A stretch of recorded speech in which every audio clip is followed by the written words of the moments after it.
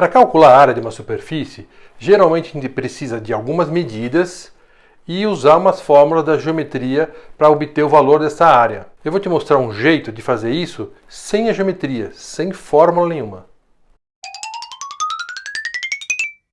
Para calcular a superfície dessa forma que não precisa de geometria, nós vamos precisar de outras duas coisas. Uma balança e uma régua, tá? Separa isso aí. Mas antes, vamos dar uma lembrada de como é que a geometria calcula áreas. Aí nós vamos pegar uma área e vamos comparar o método da geometria com o método da balança e ver se funciona, beleza? Vamos relembrar o cálculo de algumas áreas. Do retângulo, por exemplo.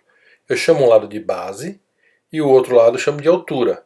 A área é o produto da base vezes a altura. Bem fácil, bem tranquilo. Um quadrado é uma exceção de um retângulo especial, cuja base e altura têm o mesmo tamanho, mas a forma de calcular é igual, base vezes altura ou lado vezes lado. Já um triângulo, eu vou escolher um dos lados, eu vou chamar de base, e vou chamar de altura a distância dessa base ao ponto mais alto do triângulo aqui, ó.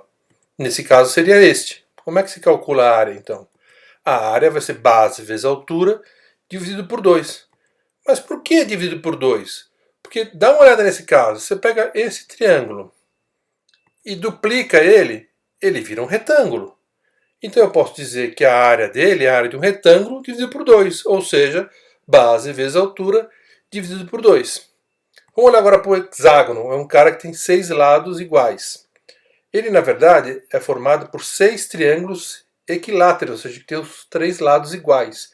1, 2, 3, 4, 5, 6. Vamos pegar um. Esse triângulo eu calculo do mesmo jeito a área. Base, chama um lado de base, e essa é a altura. A distância da base é um ponto mais alto. Então a área desta figura, desse pedaço, é base vezes altura dividido por 2. Mas como eu tenho 6 triângulos no hexágono, a área é vezes 6. Base vezes altura dividido por 2 vezes 6. Para explicar o método da balança, eu vou começar com papel sulfite, com um pacote de papel sulfite. Dá uma olhada nessa informação. A4 é o tamanho da folha, que tem 210 por 297 milímetros. A informação importante é a seguinte: 75 gramas por metro quadrado. Equivale a dizer que se fosse uma folha de 1 metro quadrado, ela teria massa de 75 gramas. E que nesse pacote tem 500 folhas.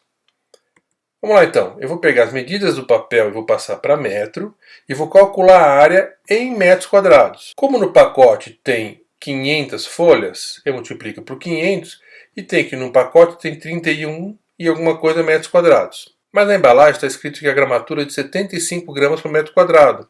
Então se eu pegar os metros quadrados e multiplicar por 75, eu vou ter que um pacote deve ter 2.338 gramas. Vamos conferir, vamos pesar na balança. Muito bom o resultado, né? 2.346 é quase a mesma coisa, tem 8 gramas de diferença. Onde é que está o erro aí? Um na embalagem, que eu não tirei, né, para medir o pacote, então eu estou pesando junto a embalagem. E nessa minha balança, que é uma balança simples, uma balança de cozinha, não tem precisão nenhuma, né? Mas já deu uma resposta bem legal. Como é que eu vou fazer agora? Eu peguei um papel bem grosso, ou seja, de gramatura muito elevada, e cortei um quadrado de 10 por 10. Então esse quadrado tem 100 centímetros quadrados de área. E agora eu vou comparar esse quadrado com um círculo que eu também cortei no mesmo papel, tá? Mesmo tipo de papel para poder comparar.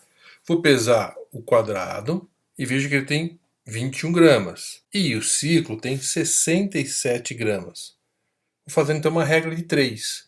Eu sei que 100 centímetros quadrados, que é a área do quadrado, dividido por 21 gramas, que é a massa do quadrado, tem relação com x centímetros quadrados, que é a área do círculo, dividido por 67 gramas, que é a massa do círculo.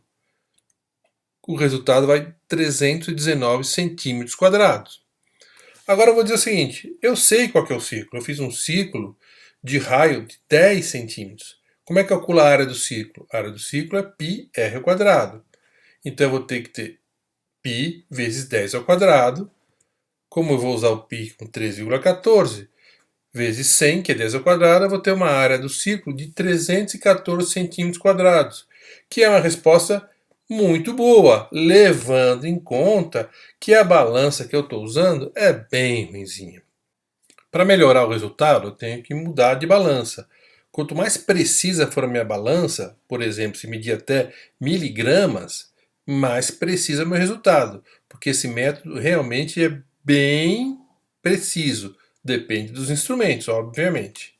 Espero que tenha gostado. Muito obrigado e um forte abraço. Valeu!